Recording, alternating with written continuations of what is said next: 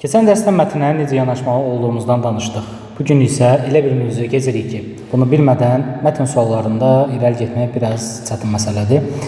Yəni, telefonun sanki şarjı 1%-dir və sən TikTok-a girmək istəyirsən. Mövzumuz nədir? Mətnin mövzusu və ideyası. Başlığı necə verərik? İndi çoxunuz deyəcəksiniz ki, müəllim, mövzu nədir bilirəm də, əla bilirsən, bəs ideya nədir? Müəllim, onu da bilirəm də. Yaxşı, bunun ikisini də bilirsənsə, imtahanda niyə qarışdırırsan? Yaxşı, gəlin keçək dərsimizə. Və bu proses həftədə 3 dəfə, ayda 12 dəfə davam edəcək. Orxan Əhmədovun onlayn Azərbaycan dili dərslərinə qeydiyyat davam edir. Dərslərimiz sentyabr ayından başlayacaq. Həftənin 1-ci, 3-cü və 5-ci günləri saat 8-in yarısından etibarən dərslərimiz başlayır. Maksimum 10 nəfərlik qruplardır. Yerlərimiz məhdud saydadır. Xüsusi endirimimiz olacaq. Əlaqə saxlamağı unutmayın. Əlaqə nömrəmiz 051 661 14 11. Mətn təhlilində şagirdlərin ən çox qarışdırdığı məqam təbii ki, mövzu və ideyanın fərqlənmə hissəsidir. Mövzu mətndə bizə mətn verilir, nəyin təsvir olunduğudur. Yəni, nə haqqında daha çox danışılır. Məsələn, məhəbbətdirmi və ya vətəndimi və s. Əsas ideya isə əsəri biz oxuduqca bilmərik. Əsəri oxuyub sonradan biləcəyik ki, müəllif bizə nə demək istəyir.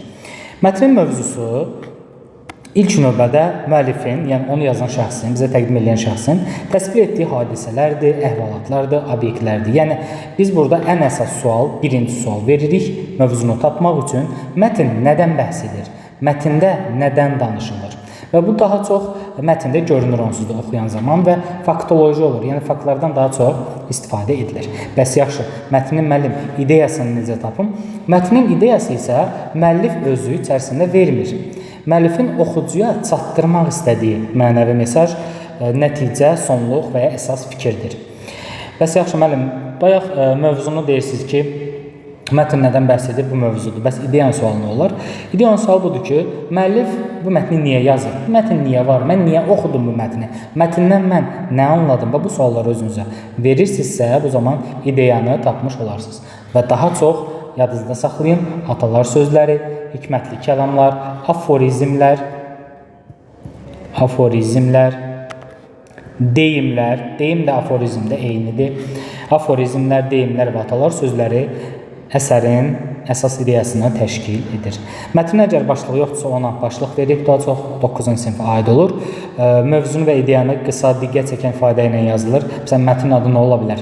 Daha çox təhsildən danışırsa, təhsil millətin gələcəyidir. Baxaq görək, bizə bir mətn verir və biz bunun mövzu və ideyasını tapacağıq.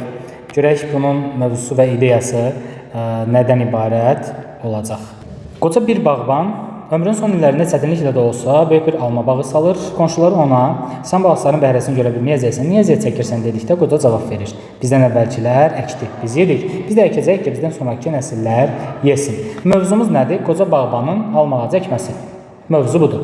Baxaq görək mövzumuz düzdürmü?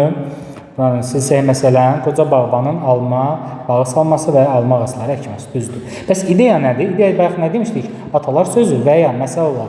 Deyək ki, biz əkmişik ki, bizdən əvvəl əkiblər ki, biz yeyək. Biz də əkirik ki, bizdən sonraki nəsillər neynəsin? Bundan istifadə etsinlər. Baxaq görək, doğrudurmu? Gələcəyə qoyulan irs ola bilər. Yəni, gələcək nəsilləri faydalı irs qoymaq hər bir insanın mənəvi borcudur. İnsan gələcəyini, belə deyək, gələcəyə mənəvi borc ötürməlidir. Bu kimi atalar sözlərimiz, məsələlərimiz bizim əsərimizin, yəni bu bizə verilən mətnimizin əsas ideyasını təşkil edəcək. Və başlıqlar nə olar? Məsələn, bağbanın əməyi, bağbanın bağ salması, gələcəyə qoyulan irs, eləcə bağbanı yazıla bilər və s. Bunlardan istifadə oluna bilər. Bugünkü mövzumuz dərs 2 sonlandı.